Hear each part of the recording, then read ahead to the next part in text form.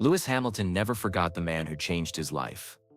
But when the seven-time world champion spotted a familiar face outside a homeless shelter, he couldn't believe his eyes. Sitting in the cold November rain was Tommy Chen, the mechanic who had worked for free on Lewis's go-kart, who had believed in him when no one else would, who had sacrificed everything to help a 13-year-old boy chase an impossible dream. How did the man who helped create a Formula One legend end up sleeping rough on the streets? And what was Tommy's response when Lewis finally found him? What happened next will change how you think about success, sacrifice, and what it truly means to make a difference in someone's life. This is their story. The rain hit Lewis Hamilton's windshield like tiny bullets. He turned up the wipers and slowed his Mercedes down as he drove through the gray streets of Stevenage. This was his hometown. But it looked different now. Smaller somehow. Lewis had just finished visiting his old primary school, Peartree Spring Junior School. The kids there were so excited to meet him. They asked for selfies and wanted to know what it felt like to drive so fast. One little girl named Emma asked if he remembered being scared when he was young. Every champion gets scared sometimes, he had told her. The trick is to keep going anyway. Now, driving home in the November rain, Lewis thought about those words. He had been scared many times. Scared he wasn't fast enough. Scared he would let people down. Scared he would never make it to Formula One. But someone had always been there to help him keep going. The traffic light turned red, and Lewis stopped. He looked out at the wet street. People hurried by with umbrellas, trying to stay dry. That's when he saw him. At first, Lewis thought his eyes were playing tricks on him. The man sitting on the bench outside the homeless shelter looked familiar. Too familiar. He was thin and his clothes were old and dirty. His gray hair was wet from the rain. He held a torn black umbrella that wasn't keeping him dry at all. Lewis felt his heart start to beat faster. It couldn't be. Not here. Not like this. The man looked up, and Lewis saw his face clearly. Those kind brown eyes. That gentle smile. Even though he looked so tired and cold. No way, Lewis whispered to himself. The light turned green, but Lewis didn't move. Cars behind him started honking their horns. Lewis pulled over to the side of the road and parked. His hands were shaking as he turned off the engine. He sat in his warm, dry car and stared at the man on the bench. The man who had changed his life. The man who had believed in him when no one else would. Tommy Chen. Lewis opened his car door and stepped into the rain. He didn't care that his expensive jacket was getting soaked. He walked slowly toward the bench, hoping he was wrong. Hoping this wasn't really happening. The man looked up as Lewis got closer. His face showed surprise, then shame, then something that looked like fear. "Lewis," the man said quietly, "what are you doing here?"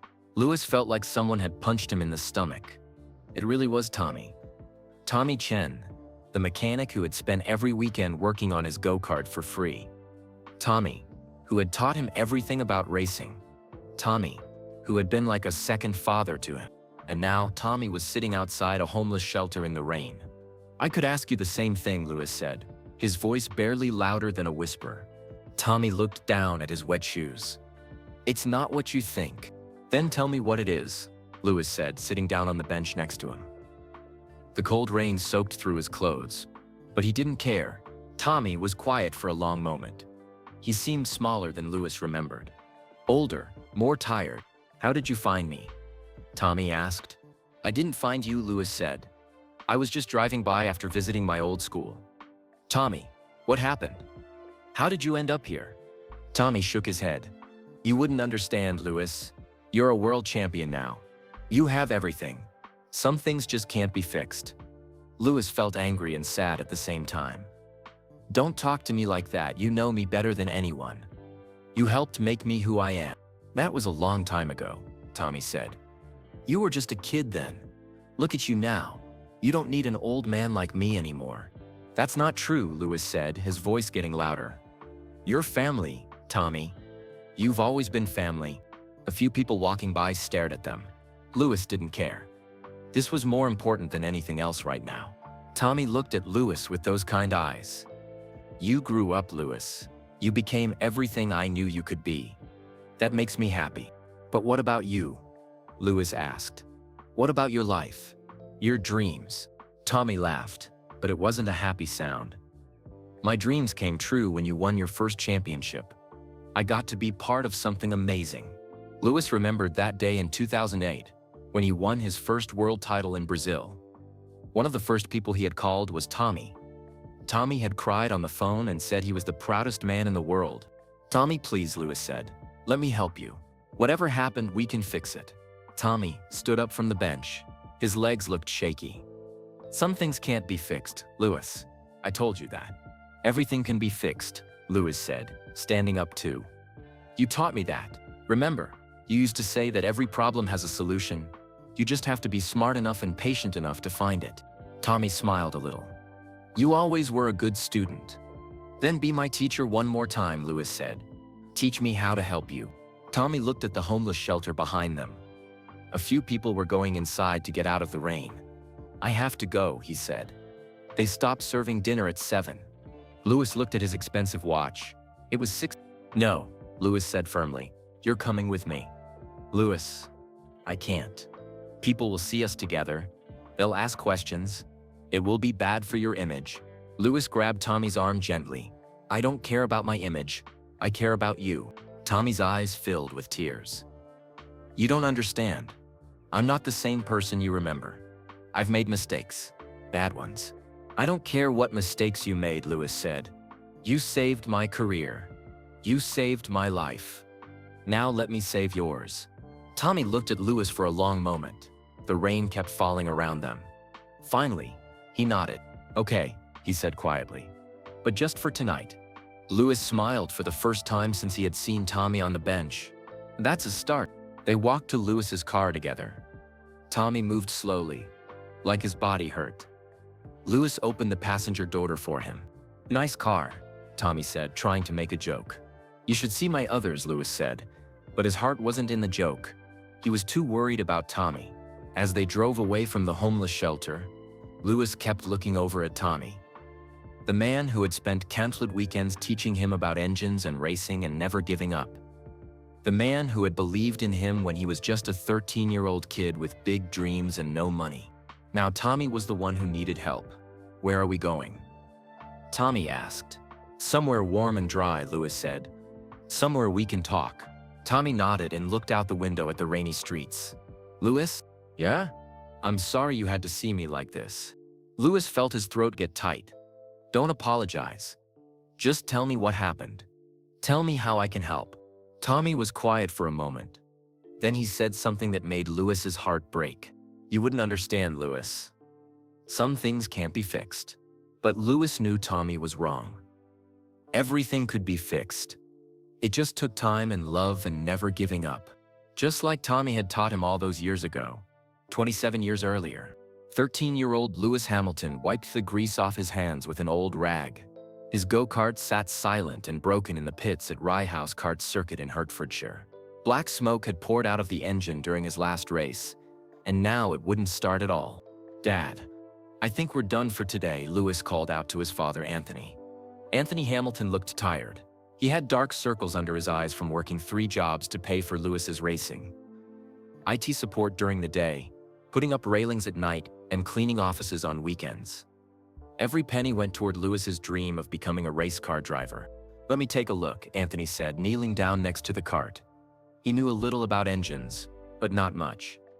Certainly not enough to fix whatever was wrong now. Other kids were still racing on the track. Their engines sounded perfect. Their karts looked new and shiny. Lewis watched them and felt jealous. His kart was old and always breaking down. "The engine is overheating again," Anthony said, shaking his head. "We need a real mechanic." He didn't finish the sentence. They both knew they couldn't afford a real mechanic. They could barely afford the entry fees for races. Lewis felt tears starting in his eyes.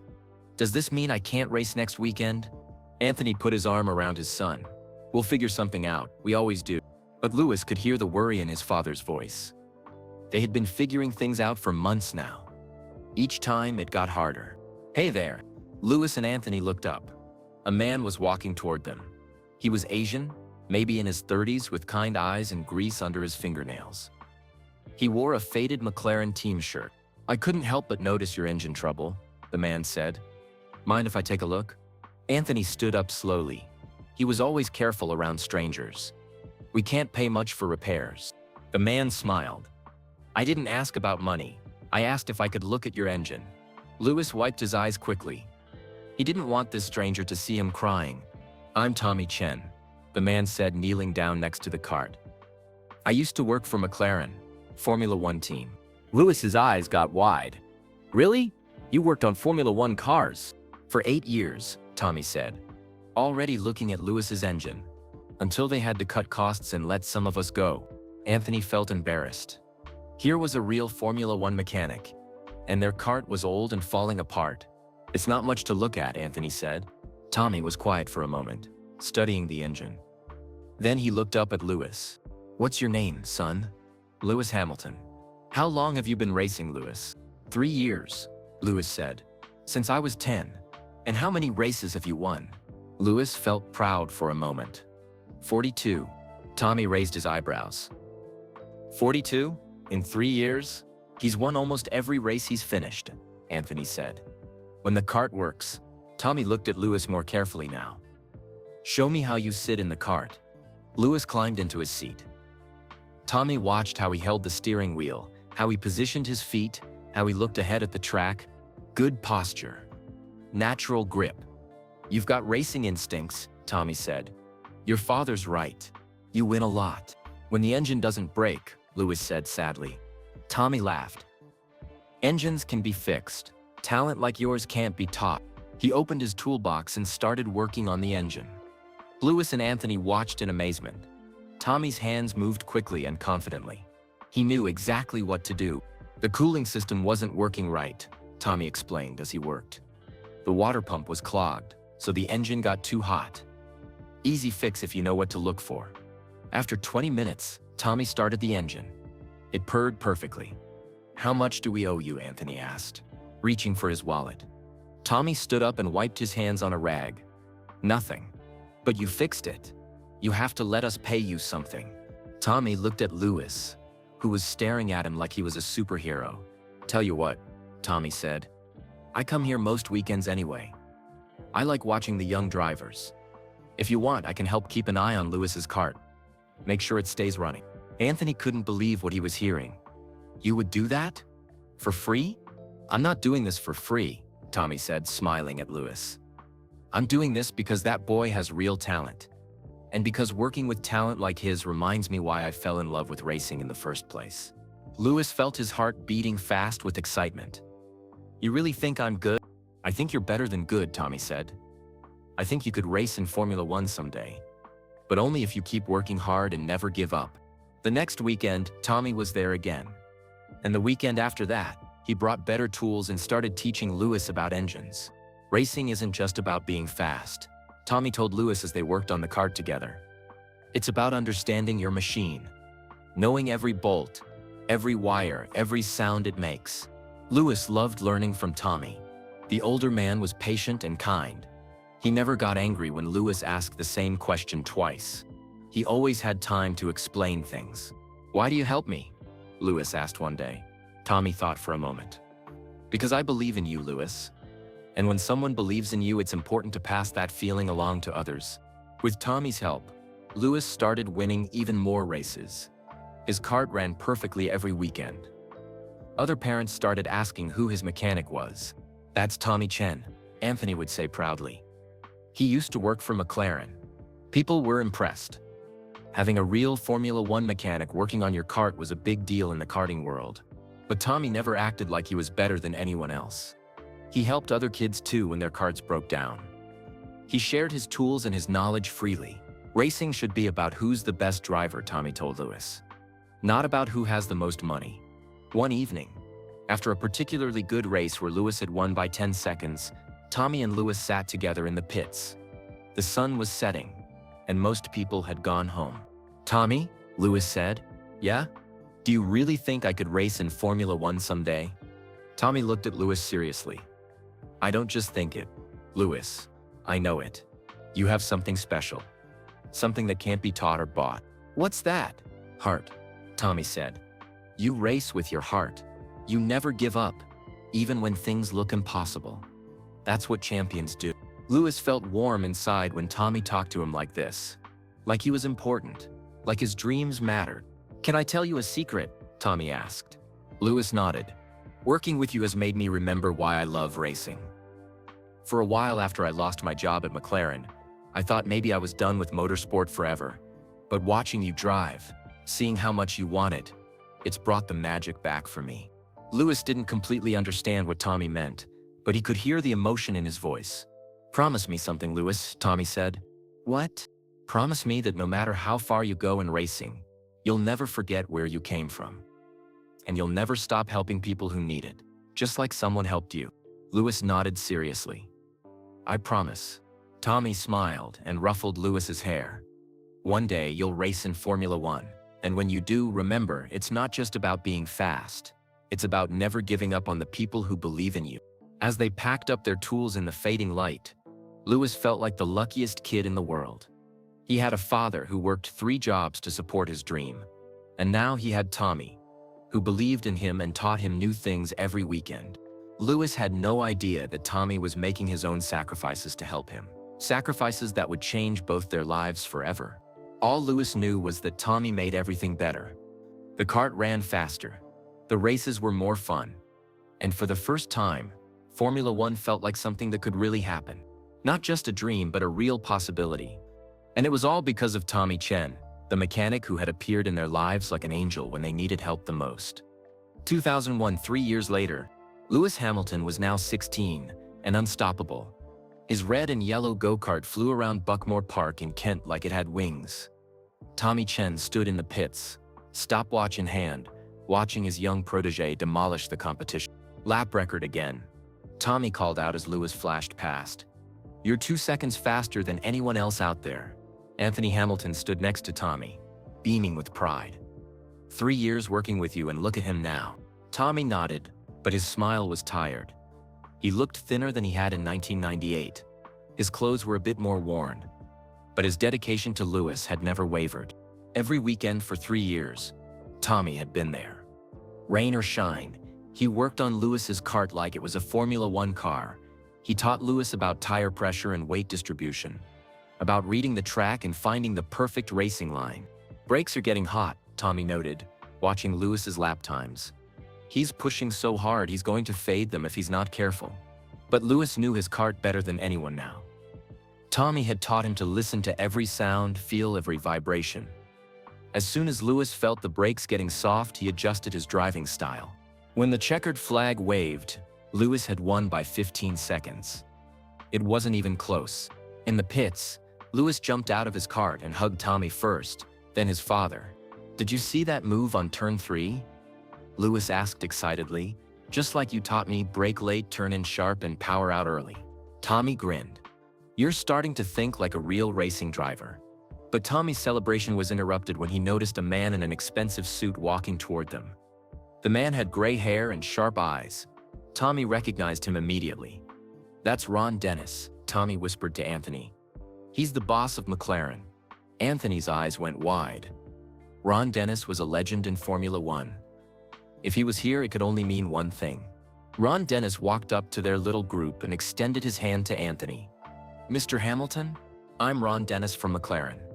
"That was quite a performance from your son." Anthony shook his hand nervously. "Thank you, sir. Lewis has worked very hard." Ron looked at Lewis, who was still catching his breath from the race. "How old are you, Lewis?" 16.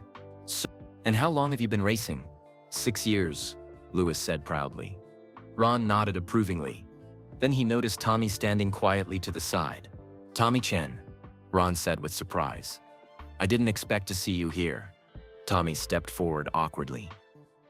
"Hello, Mr. Dennis. You're working with the Hamilton family now?" Tommy nodded. "Lewis is special. He deserves the best help he can get." Ron looked between Tommy and Lewis thoughtfully. "Well, it's certainly working. Lewis, I'd like to talk to you and your father about joining our young driver program." Lewis felt like his heart might explode. The McLaren Young Driver Program was every young racer's dream. It was the path to Formula One. "Really?" Lewis managed to say. "Really," Ron confirmed. "But you'll need to move up to more competitive racing series. Better equipment. Professional coaching. It won't be cheap." Anthony's excitement dimmed a little. Money was always the problem. How much are we talking about? Anthony asked.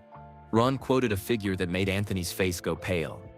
It was more money than Anthony made in a whole year working his 3 jobs. I'll need to think about it, Anthony said quietly. Ron handed him a business card. Take your time, but don't take too long. Opportunities like this don't wait forever. After Ron Dennis left, the Hamilton family stood in the pits with Tommy. Lewis was bouncing with excitement, but Anthony looked worried. Dad, this is it, Lewis said. This is my chance to get to Formula One. I know, son, but that much money, I don't know how we can make it work. Tommy had been quiet during this conversation. Now he spoke up. How much do you need? He asked. Anthony showed him the papers Ron Dennis had left. Tommy studied them carefully. It's not just the racing costs, Anthony explained. Lewis would need to move to different series. Formula Renault, then Formula 3. Better coaching, travel expenses, equipment. Tommy nodded slowly. Give me a few days to think about this. That night, Tommy went home to his small house in Woking. It wasn't much, just 2 bedrooms and a tiny garden. But it was his. He had bought it with his savings from his McLaren days. Tommy sat at his kitchen table and looked at his bank statements. He had some money saved, but not nearly enough to fund Lewis's racing career. Then Tommy looked around his house. The house he had lived in for 10 years. The house that held all his memories. But what were memories compared to Lewis's future? The next morning, Tommy called a real estate agent. I want to sell my house, he said, as quickly as possible. 3 weeks later, Tommy met Anthony at a cafe in Stevenage. I have good news, Tommy said, sliding an envelope across the table. Anthony opened it and gasped. It was a check for enough money to fund Lewis's first year in the higher racing series. Tommy, I can't accept this. This is too much. Tommy held up his hand. It's not a gift. It's an investment. I'm investing in Lewis's future. But where did you get this money? Tommy was quiet for a moment. I sold my house. Anthony stared at him in shock. You sold your house? Where are you going to live? I found a small flat near the racing circuits. It's all I need. Anthony felt tears in his eyes. Tommy, why would you do this? This is your life savings. Tommy looked out the window where he could see kids playing football in the park. Anthony, I worked at McLaren for 8 years. I helped build championship-winning cars. But I never felt as proud of anything as I do when I watch Lewis race. He turned back to Anthony. That boy has something special. Something that comes along once in a generation. If I can help him reach Formula One, then selling a house is a small price to pay. Anthony wiped his eyes. I don't know what to say. Don't say anything to Lewis, Tommy said firmly. He doesn't need to know about this. He needs to focus on racing, not worry about money. But Tommy, promise me. Tommy interrupted. Lewis can never know I sold my house for this. Let him think it came from sponsors or something. I don't want him feeling guilty. Anthony nodded reluctantly. I promise. 2 months later, Lewis Hamilton signed with the McLaren Young Driver program. He moved up to Formula Renault and immediately started winning races. Tommy was there for every race, just like always. He worked on Lewis's new car with the same dedication he had shown with the go-kart, but he looked more tired now. The stress of his new financial situation was wearing on him. Tommy had moved into a tiny 1-bedroom flat above a garage. It was noisy and cramped, but it was close to the racing circuits. That's all that mattered to him. At night, when Lewis wasn't around, Tommy worked extra jobs to make ends meet. He fixed cars at a local garage. He did maintenance work at office buildings. He did whatever it took to survive. But he never complained. Every time he saw Lewis win a race, every time he saw the joy on the young man's face, Tommy knew he had made the right choice. You're amazing, Tommy, Lewis said after winning his first Formula Renault race. I don't know how I'll ever repay you for everything you've done. Tommy smiled and ruffled Lewis's hair, just like he had when Lewis was 13. You don't owe me anything, Lewis. Just keep winning races and chasing your dreams. That's all the payment I need. Lewis hugged Tommy tightly. He had no idea that Tommy was working 2 extra jobs just to afford food. He had no idea that Tommy had given up his home to fund Lewis's career. All Lewis knew was that Tommy believed in him completely. And that belief gave Lewis the strength to keep pushing forward, even when the competition got tougher. As they packed up after that first Formula Renault victory, Tommy felt a deep satisfaction. Lewis was one step closer to Formula One, one step closer to achieving his dream, and Tommy had helped make it happen. It didn't matter that he was now living in a cramped flat. It didn't matter that he was working 3 jobs just to survive. What mattered was Lewis. Because sometimes, loving someone means sacrificing everything for their success, even if they never know what you gave up for them. 2006, Monaco. Lewis Hamilton gripped the steering wheel of his GP2 car and tried not to panic. Black smoke was pouring from his engine as he coasted to a stop on the famous Monaco street circuit. The crowd around the track groaned in disappointment. This was supposed to be his moment. McLaren executives were watching from the grandstands, deciding whether to give him a Formula One seat for next year. He had been leading the race by 10 seconds with only 5 laps to go. Now his dream was literally going up in smoke. "Lewis, are you okay?" came the voice of his team manager through the radio. "I'm fine," Lewis said, but his voice was shaking. "What happened to the engine?" "We're not sure yet. Come back to the pits, and we'll figure it out." Lewis climbed out of his car and walked slowly back to the paddock. He could see the disappointment on everyone's faces. His team mechanics looked confused and worried. His father, Anthony, stood by the pit wall, his head in his hands. But it was Tommy Chen who looked the most upset. Tommy had been working on Lewis's cars for 8 years now. He knew every bolt, every wire, every setting. If there was an engine problem, Tommy usually saw it coming. "I don't understand," Tommy said to the head mechanic, a man named James Patterson. All the readings looked normal before the race. James shrugged. "These things happen. Engines fail sometimes." But Tommy wasn't satisfied with that answer. He started looking at the data from Lewis's car on the computer screens. "Look at this," Tommy said, pointing to some numbers. "The fuel mixture was wrong, too rich. That's what caused the overheating." James looked at the screen and his face went pale. That's not possible. I set that mixture myself." Tommy stared at him. "You said it wrong." Lewis lost this race because of a mistake that should never have happened. Lewis overheard this conversation and felt sick to his stomach. "What does this mean for my F1 chances?" Anthony put his arm around his son. "We'll figure something out. There are more races this season." But Lewis knew the truth.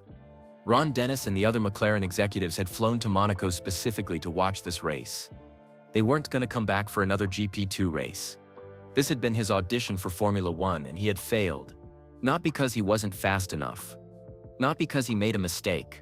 But because someone else had messed up his car. That night, Tommy couldn't sleep. He sat in his tiny flat above the garage and woking, staring at the ceiling. Lewis's career was hanging by a thread, and it wasn't even Lewis's fault. Tommy knew what he had to do. The next morning, he made some phone calls. Tommy still had a few friends from his McLaren days, mechanics and engineers who respected his skills. But when he called them about the Lewis situation, their responses were disappointing. "I'm sorry, Tommy," said his old friend Marcus Webb. "Management still remembers why you were let go. They think you're unreliable." Tommy felt a stab of pain. When McLaren had laid off workers in 1998, they had chosen him partly because of a disagreement he'd had with a team manager. It wasn't about his skills. Everyone knew Tommy was one of the best mechanics they had. But corporate politics had painted him as a troublemaker. "This isn't about me," Tommy said. "It's about Lewis Hamilton. The kid has incredible talent." "I believe you," Marcus said. But convincing management is another story. Tommy hung up the phone feeling desperate. Lewis's next race was at Silverstone in 2 weeks. If Lewis could win that race in spectacular fashion, maybe it would be enough to impress McLaren. But first, Tommy needed to make sure Lewis's car was perfect. Tommy looked at his bank account. After selling his house and supporting Lewis's career for years while working multiple jobs, he had very little money left. But he had enough for one last gamble. He drove to a racing parts supplier in Birmingham and bought the best engine components he could find. New pistons, new valves, new fuel injection system. Parts that would make Lewis's car faster and more reliable than anyone else's. The bill came to £3,000, almost everything Tommy had left in the world. "Are you sure about this purchase, Mr. Chen?" the shop owner asked. "This is professional-grade equipment. Very expensive." Tommy nodded. "It's for someone special." For the next week, Tommy worked 18 hours a day rebuilding Lewis's engine. He didn't sleep. He barely ate. He just worked with the focus and precision that had made him one of McLaren's best mechanics. Lewis came to check on him after 3 days. "Tommy, you look terrible," Lewis said with concern. "When's the last time you slept?" Tommy wiped sweat from his forehead. "I'll sleep after Silverstone. Right now, we need to make sure your car is perfect. But you're pushing yourself too hard. Maybe we should just accept that Monaco was bad luck and move on." Tommy stopped working and looked at Lewis seriously. "Lewis, this is bigger than one race. This is about your entire future. McLaren is watching. If you can win at Silverstone, really dominate the race, they'll have to give you that Formula One seat." Lewis felt the weight of Tommy's words. "And if I don't?" Tommy was quiet for a moment. "Then we keep trying. But this might be our best chance." On the day before the Silverstone race, Tommy finally finished his work. Lewis's engine purred like a contented cat. Every system was perfectly tuned. Every component was working in harmony. But Tommy was exhausted. He had dark circles under his eyes, and his hands were shaking from too much coffee and too little food. "You should go home and rest," Lewis told him. Tommy shook his head. "I'll rest when you're in Formula One." The Silverstone race was everything Tommy had hoped for. Lewis started from 5th place, but quickly moved up through the field. By lap 10, he was leading. By lap 20, he had built a commanding advantage. Lewis drove like a man possessed. Every corner was perfect. Every overtaking move was calculated and precise. He was driving the race of his life. In the pits, Tommy watched the timing screens with tears in his eyes. Lewis was over 30 seconds ahead of 2nd place. It was a dominant performance that would be impossible to ignore. "Absolutely brilliant," the television commentator was saying. "Lewis Hamilton is putting on a driving masterclass here at Silverstone." With 5 laps to go, Lewis was still flying. Tommy started to relax for the first time in weeks. They had done it. Lewis was going to win in spectacular fashion, and McLaren would have to take notice. Then, with 2 laps remaining, Tommy saw something on the timing screen that made his heart stop. Lewis's lap times were dropping. Not by much, but enough to notice. Tommy grabbed the radio. "Lewis, how's the car feeling?" "Good," Lewis replied. But Tommy could hear something in his voice. A slight strain. Tommy watched the data more carefully. Engine temperature was rising slightly. Not dangerous yet, but trending in the wrong direction. With 1 lap to go, Lewis was still leading by 20 seconds. But Tommy could see that something was wrong. The engine was working harder than it should be. As Lewis came around the final corner toward the checkered flag, Tommy held his breath. Lewis crossed the finish line first, winning by 18 seconds. Tommy collapsed into a chair, overwhelmed with relief and exhaustion. They had done it. Lewis had won the most important race of his career, and he had won it in style. After the race, Ron Dennis himself came down to the pits. "Impressive drive," he told Lewis. "We'll be in touch about next season." Lewis grinned and hugged his father, then looked around for Tommy. He found him sitting alone in the back of the garage, looking pale and tired. "Tommy, we did it," Lewis said, rushing over to him. Tommy smiled weakly. "You did it, Lewis. That was perfect driving." But as Tommy tried to stand up to congratulate Lewis properly, something went wrong. The world started spinning around him. His legs felt like they were made of jelly. "Tommy?" Lewis said with alarm. "Are you okay?" Tommy tried to answer, but the words wouldn't come. The stress and exhaustion of the past week, combined with barely eating for days, finally caught up with him. Tommy collapsed. Lewis caught him as he fell, supporting his weight. Tommy's skin was cold and clammy. His breathing was shallow. "Somebody call an ambulance," Lewis shouted. As the medical team rushed to help Tommy, Lewis felt a terrible realization wash over him. While he had been focused on winning races and chasing his Formula One dream, Tommy had been quietly sacrificing everything: his health, his money, his well-being to make it happen. "Stay with me, Tommy," Lewis whispered as the paramedics loaded his mentor onto a stretcher. "You can't leave me now. Not when we're so close." But Tommy's eyes were closed, and Lewis didn't know if he could hear him. As the ambulance drove away with sirens blaring, Lewis stood in the Silverstone paddock holding his winner's trophy. He had just won the most important race of his career. McLaren was going to offer him a Formula One seat. His dream was finally coming true. So why did he feel like his world was falling apart? Northampton General Hospital. Later that evening, Lewis Hamilton sat in the hospital waiting room, still wearing his racing suit. The winner's trophy from Silverstone sat on the chair next to him. Forgotten. All he could think about was Tommy lying in that hospital bed. Anthony Hamilton rushed through the hospital doors, his face full of worry. "How is he?" Anthony asked, sitting down next to Lewis. "The doctors are still running tests," Lewis said quietly. "They said he collapsed from exhaustion and malnutrition." "Malnutrition?" Anthony repeated in shock. "But Tommy always seems fine when we see him." Lewis stared at the floor. "Dad, I think Tommy's been hiding things from us. Big things." A doctor in a white coat approached them. "Are you here for Mr. Chen?" Lewis and Anthony stood up quickly. "Yes. Is he okay?" The doctor looked serious. "He's stable now, but his condition is more serious than a simple collapse. Mr. Chen is severely malnourished. When did he last have a proper meal?" Lewis felt sick. I don't know. He was always working on my car. I thought he was eating." His blood sugar was dangerously low, the doctor continued. "And he's been under extreme stress for a long time. His body just couldn't take it anymore." Anthony felt a terrible guilt washing over him. "Can we see him?"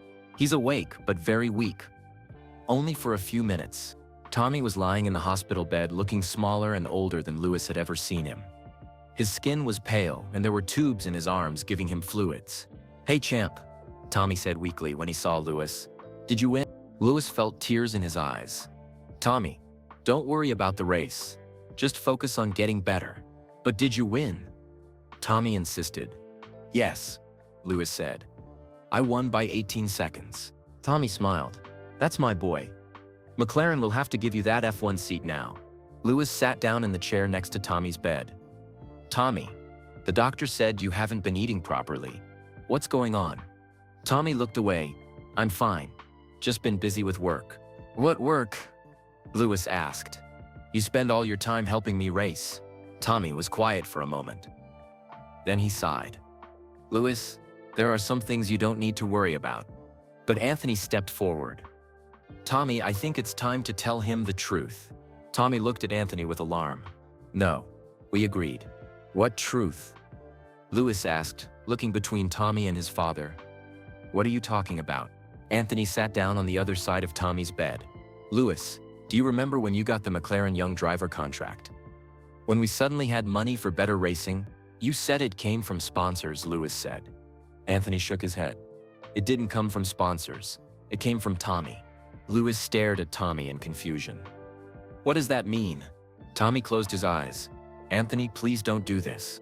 But Anthony continued. "Tommy sold his house, Lewis. He sold his house and gave us the money to fund your racing career." Lewis felt like someone had punched him in the stomach. "You sold your house? For me?" "It was just a house," Tommy said quietly. "Where have you been living?" Lewis demanded. Tommy was silent. "Tommy, where have you been living for the past 5 years?" "A small flat," Tommy finally admitted. "Above a garage in Woking." Lewis felt angry and heartbroken at the same time. "Why didn't you tell me? I would never have let you do that." "That's exactly why I didn't tell you," Tommy said, his voice getting stronger. "You needed to focus on racing, not worry about an old man's problems." "You're not just an old man," Lewis shouted. "Your family." A nurse poked her head into the room. "Please keep your voices down. This is a hospital." Lewis lowered his voice but kept talking. "Tommy, all these years I thought you were just helping me because you loved racing.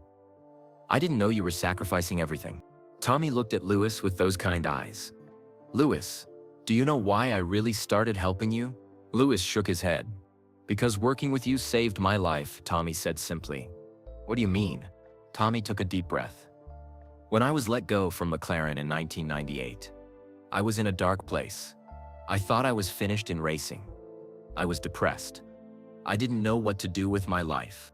Lewis listened carefully.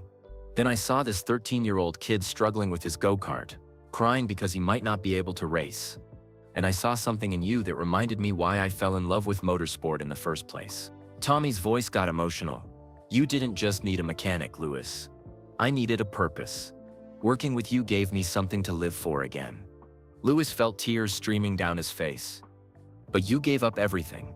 Your house, your savings. What good is a house if you're lonely?" Tommy asked. "What good is money if you're not doing something meaningful with your life?" Anthony spoke up. "Tommy, there's more Lewis doesn't know, isn't there?" Tommy looked at Anthony with panic. "Anthony, no. He deserves to know everything," Anthony said firmly. "Know what?" Lewis asked desperately. Anthony looked at Tommy, who nodded weakly. "Tommy hasn't just been living in a small flat," Anthony said. "He's been working 3 jobs to survive. He fixes cars at night after helping you during the day. He cleans offices on weekends. He does whatever he can to make ends meet." Lewis stared at Tommy in horror. "3 jobs? While helping me race?" Tommy nodded silently. "And the money you spent on my engine parts this week? It was the last of my savings," Tommy admitted. Lewis felt like he couldn't breathe. "Tommy, you spent your last money to help me win at Silverstone? It was worth it," Tommy said. "You're going to Formula One now. That's all that matters." Lewis stood up and started pacing around the small hospital room. "This is insane. You've been killing yourself to help my career and I didn't even know, because I didn't want you to know," Tommy said, his voice getting louder. "You think I wanted you to feel guilty every time you won a race? You think I wanted you to worry about me instead of focusing on your driving? But you're sick. You collapsed because you haven't been eating." Tommy struggled to sit up in bed. "Lewis, listen to me. In 8 years of working together, have you ever seen me anything but happy when you won a race?" Lewis thought about it. "No, that's because those moments, watching you win, seeing you get better, knowing I helped you reach your potential, those moments made everything worth it." Lewis sat back down, his head in his hands. "I don't understand how you could do this for me." Tommy reached out and put his hand on Lewis's shoulder. "Because I love you like you're my own son. And when you love someone, you don't count the cost." The room was quiet for a moment. Finally, Lewis looked up at Tommy. "From now on, things are going to be different," Lewis said firmly. "No more secrets. No more sacrifices. We're going to take care of each other." Tommy smiled weakly. "Lewis, you're about to become a Formula One driver. You'll have your own life to worry about." "You're part of my life," Lewis said. "You always will be," Anthony nodded. "Tommy, Lewis is right. You've given us everything. Now it's our turn to take care of you." Over the next few days, while Tommy recovered in the hospital, Lewis made some decisions. He found Tommy a proper apartment near the racing circuits. He made sure Tommy had enough money to live comfortably. He insisted that Tommy stop working his extra job. "I don't want charity," Tommy protested. "It's not charity," Lewis said. "It's family taking care of family. Just like you've been taking care of me for 8 years." When Tommy was finally released from the hospital, Lewis drove him to his new apartment. It was small but comfortable, with a real kitchen and a view of the park. "This is too much, Lewis," Tommy said. "It's not enough," Lewis replied. "It will never be enough to repay what you've done for me." Tommy sat down in his new living room and looked around. For the first time in years, he didn't have to worry about money.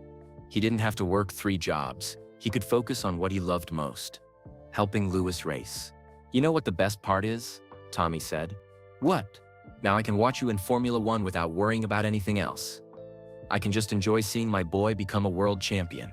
Lewis hugged Tommy tightly. "We're gonna do this together. All the way to the top." 2 weeks later, McLaren officially offered Lewis Hamilton a Formula One contract for the 2007 season. When Lewis signed the papers, Tommy was right there beside him, healthy and smiling. It had taken a medical emergency and a family intervention, but finally the truth was out. Tommy's sacrifices were no longer secret, and Lewis made sure they would never be forgotten. That's 2007, 2012, Formula One. Lewis Hamilton's first Formula One race was like a dream come true. The Australian Grand Prix in Melbourne, with thousands of fans cheering and cameras following his every move. He finished 3rd on the podium, spraying champagne and grinning from ear to ear. But the first person he looked for in the crowd wasn't a McLaren executive or a famous driver. It was Tommy Chen. Tommy stood in the McLaren garage wearing a team shirt, tears streaming down his face. When Lewis spotted him, he pointed directly at Tommy and mouthed the words, "Thank you. This is for you, Tommy." Lewis shouted over the noise of the celebration. Tommy wiped his eyes and smiled. After 9 years of working together, Lewis was finally in Formula One, and Tommy was there to see it happen. Over the next few months, Lewis's career took off like a rocket. He won his first race in Canada. He battled with the best drivers in the world. By the end of 2007, he had nearly won the World Championship in his first season. Throughout this amazing run, Lewis made sure Tommy was part of everything. He gave Tommy a job as a special advisor to his personal team. Tommy helped set up Lewis's cars and gave advice during practice sessions. "I don't need the money," Tommy told Lewis. "You've already done too much for me." "This isn't about money," Lewis replied. "This is about keeping the team together. We started this journey as a team, and we're going to finish it as a team." But success in Formula One brought new challenges. Lewis was traveling around the world almost every weekend. There were photo shoots and sponsor events and media interviews. His life became incredibly busy. Tommy, meanwhile, settled into his new apartment and started to rebuild his health. The regular meals and reduced stress made a huge difference. He gained weight and got his energy back. For the first time in years, he wasn't exhausted all the time.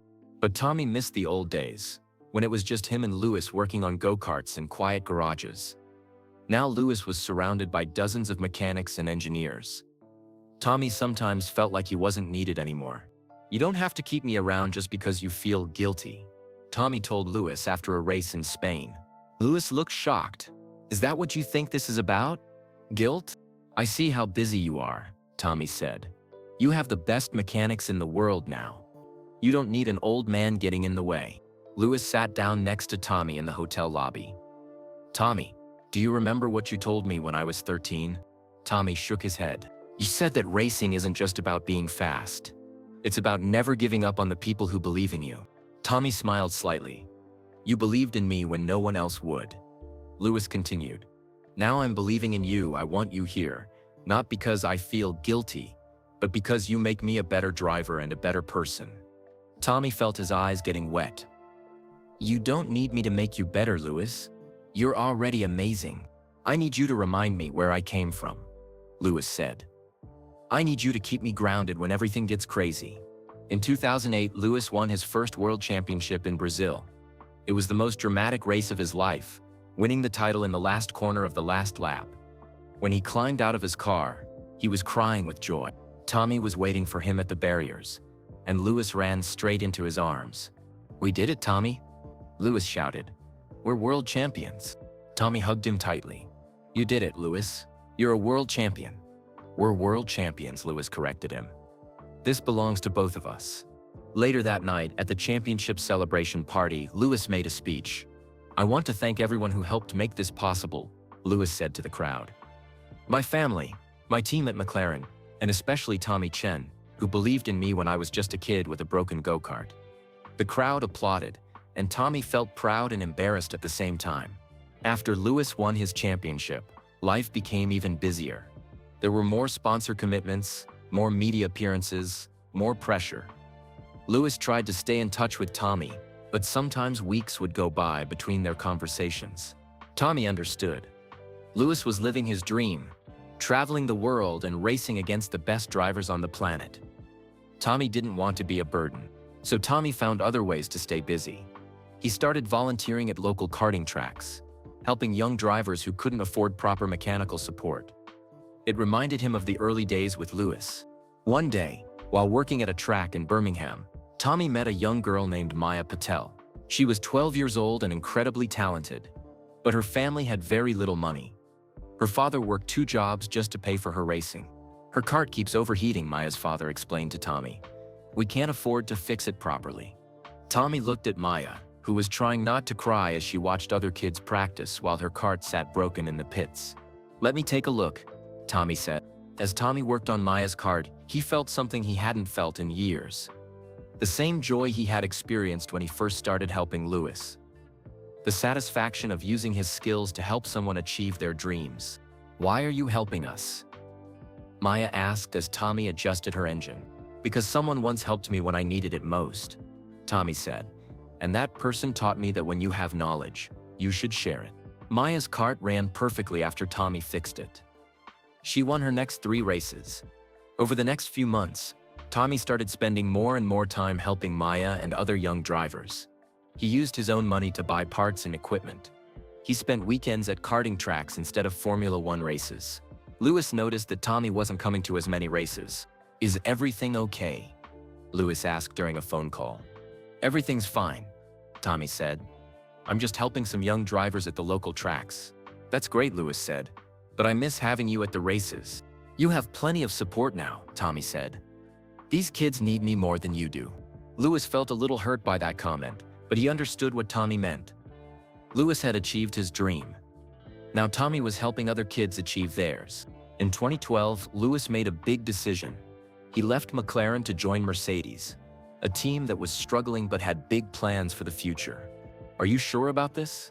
Tommy asked when Lewis told him about the move.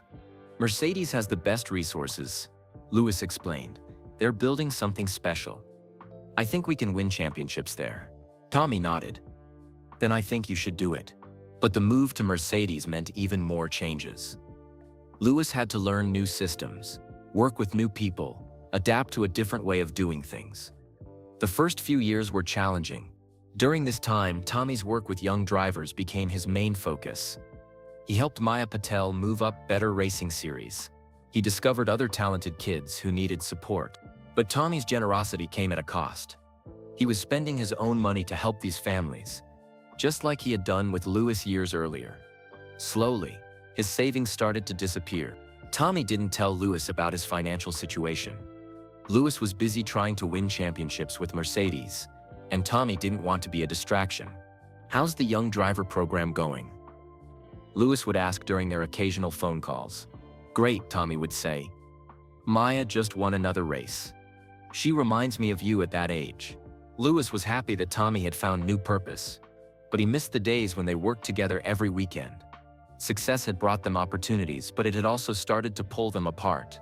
Neither of them realized that Tommy's quiet generosity with other families was slowly leading him toward financial disaster. And neither of them knew that the worst was yet to come. Tommy's health problems from years of stress and poor eating were not completely gone.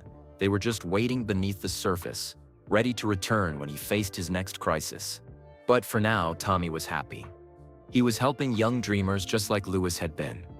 He was passing on his knowledge and his love of racing to a new generation, even if it meant sacrificing his own security once again. Because that's what Tommy Chen did.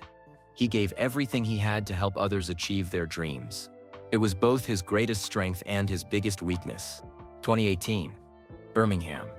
Maya Patel crossed the finish line in first place, her Formula 4 car gleaming under the bright lights of the racing circuit. At 17, she had just won the most important race of her young career. Scouts from major teams were watching from the grandstands. In the pits, Tommy Chen wiped tears from his eyes as he watched Maya celebrate. For 5 years, he had been helping her family, just like he had helped Lewis Hamilton 20 years earlier. Now Maya was on the verge of achieving her Formula One dreams. But Tommy looked older now, much older. At 52, he moved more slowly than he used to. His hair was completely gray and his clothes hung loose on his thin frame. The stress of helping multiple families while living on a tight budget was taking its toll. "Mr. Chen," Maya called out as she ran toward him after the race. "We did it. Team Fortec wants to sign me for the full Formula 4 season." Tommy smiled and hugged her. "You did it, Maya. All those hours of practice paid off." Maya's father, Raj Patel, approached them with a concerned look on his face. "Tommy, we need to talk," Raj said quietly. They walked away from the celebration to a quiet corner of the paddock.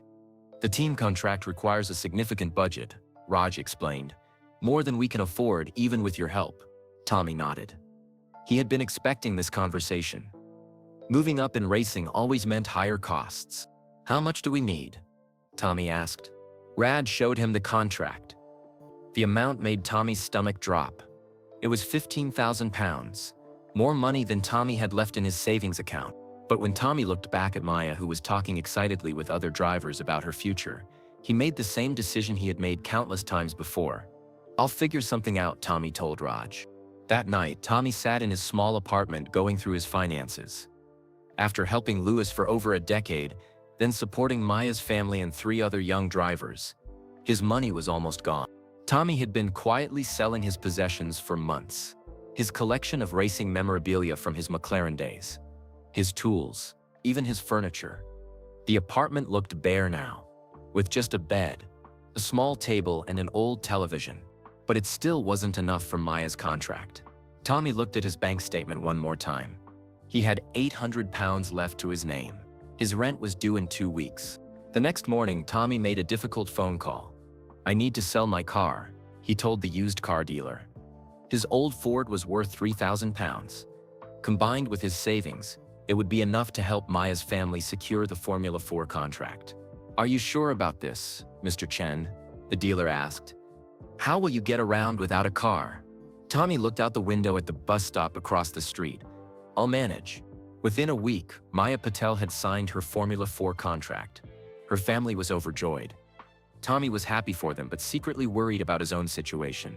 Without a car, Tommy had to take buses to reach the racing circuits where he helped young drivers.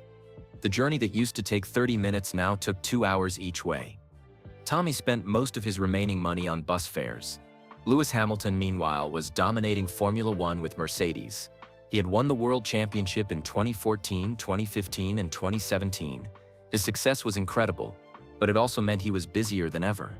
Lewis still called Tommy occasionally, but their conversations were brief.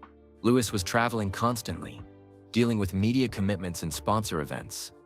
Tommy didn't want to burden him with personal problems. "How are things going with the young drivers?" Lewis asked, during one phone call from Monaco. "Very well," Tommy said, not mentioning that he had just sold his car. "Maya just signed with a Formula 4 team." "That's fantastic," Lewis said. "You're doing amazing work, Tommy." Tommy smiled despite his problems. "Just passing on what you taught me about never giving up." But Tommy's situation was getting desperate. 3 months after selling his car, he couldn't afford his rent anymore. His landlord, Mr. Morrison, was understanding at first. "I know you're good for it, Tommy," Mr. Morrison said when Tommy explained he would be late with the rent payment. "You've been a reliable tenant for years." But when Tommy was late with the 2nd month's rent, and then the 3rd, Mr. Morrison had to make a business decision. "I'm sorry, Tommy," he said. "I like you, but I need tenants who can pay on time. You have 2 weeks to find somewhere else to live." Tommy packed his few remaining belongings into 2 suitcases. Everything he owned in the world fit into those 2 bags. His first night without an apartment, Tommy stayed with Maya's family. Raj and his wife insisted he take their couch. "You've done so much for us," Raj said. "It's the least we can do." But Tommy felt uncomfortable being a burden on the family he was supposed to be helping. After 3 nights, he made an excuse about finding temporary housing and left. The truth was, Tommy had nowhere to go. He started sleeping in his old van, the same van he had used to transport racing equipment for years. It was parked behind a racing circuit in Coventry, and the security guards knew Tommy well enough to let him stay there. Just temporarily, Tommy told himself, until I figure something out. But weeks turned into months, and Tommy's situation only got worse. His diabetes, which had been under control for years, started acting up again due to stress and irregular meals. He couldn't afford his medication regularly. Tommy's heart condition, a lingering effect from his collapse at Silverstone 12 years earlier, also began troubling him again. Sometimes he felt chest pains that made it hard to breathe. But Tommy kept working with young drivers. Even living in his van, even struggling with his health, he continued showing up at karting tracks to help kids who needed support. Other parents at the tracks started to notice that Tommy looked unwell. "Are you okay, Mr. Chen?" asked the mother of a young driver named James. "You look very thin." Tommy forced a smile. "Just been busy. Racing season keeps me on my toes." But the truth was, Tommy was often hungry. He was spending what little money he had on helping young drivers instead of feeding himself properly. Some days, he ate only 1 meal. The breaking point came when Tommy's van finally broke down. He was driving back from a karting event in Leicester when black smoke started pouring from the engine. The same kind of breakdown that had brought him and Lewis together 20 years earlier. But this time, Tommy couldn't afford to fix it. The repair shop quoted him £1,200 for a new engine. Tommy had £60 in his wallet. "I'm sorry, Mr. Chen," the mechanic said. "Without the repairs, this van isn't safe to drive." Tommy nodded and walked away from his van, carrying his 2 suitcases. He had no home, no car, and almost no money. For the first time in his life, Tommy Chen was truly homeless. That first night sleeping rough, Tommy found a bench in a park near the racing circuit. It was cold and uncomfortable, but he told himself it was only temporary. "Just until I figure something out," he whispered to himself. But as days turned into weeks, Tommy realized that figuring something out was harder than he had expected. At 52, with health problems and no permanent address, finding work was nearly impossible. Tommy started staying at homeless shelters when he could get a bed. The shelters were crowded and noisy, but they offered a warm place to sleep and sometimes a hot meal. Other homeless people looked at Tommy with curiosity when he talked about his past. "You really worked for McLaren?" asked a man named Pete, who slept on the bunk next to Tommy. "For 8 years, Tommy said. Pete laughed. "Sure you did, mate. And I used to be the Queen of England." Tommy didn't blame Pete for not believing him. Looking at Tommy now, thin, tired, wearing donated clothes from the shelter, it was hard to believe he had once worked on Formula One cars. But Tommy kept Maya's racing schedule written on a piece of paper in his pocket. Even homeless, even struggling to survive, he tried to show up at her races when he could afford the bus fare. Maya was doing well in Formula 4. She had won 3 races and was attracting attention from Formula 3 teams. Tommy watched her success with pride, but also with sadness.